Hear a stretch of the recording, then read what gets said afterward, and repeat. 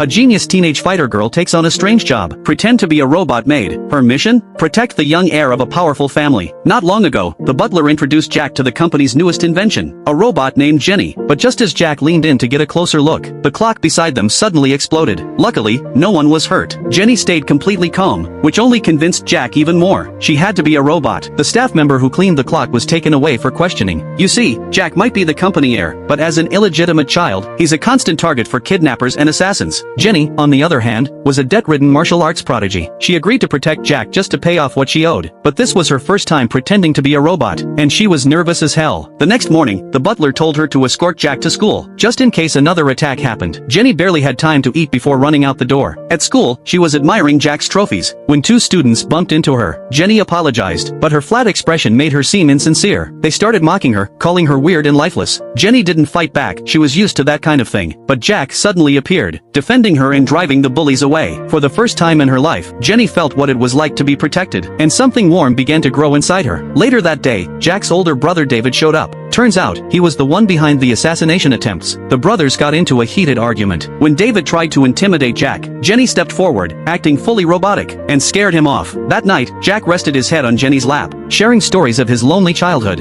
Listening quietly, Jenny made a promise to herself. She'd protect him, no matter what. The next day, tragedy struck again. Jack was kidnapped on his way to school. Jenny immediately gave chase, catching up to the getaway car, but the kidnappers threw her off the road. Bruised but relentless, she ran after them again. Inside an abandoned building, Jack faced his brother once more. But this time, he was ready. He'd secretly recorded everything, and hidden a tiny camera in his shirt button. Realizing the setup, David panicked, and ordered his men to finish Jack off before escaping. Just then, Jenny's voice echoed through the room. In seconds, she took them all down and freed Jack, but they didn't notice the gasoline spilling nearby. A spark ignited, and the whole building went up in flames. Trapped inside, Jenny told Jack to climb onto her shoulders, and escape through the air duct. She lied, saying her robot body was fireproof. Go, she said softly. I'll be fine. Come back when it's over. Jack hesitated, but finally climbed out, tears streaming down his face. The fire swallowed the room, and Jenny lay there, waiting for the end. When she opened her eyes again, she was in bed, bandaged and alive. The butler, who had known the truth all along, had sent guards in time to save her. Now that they've survived death together, do you think Jack and Jenny will fall in love?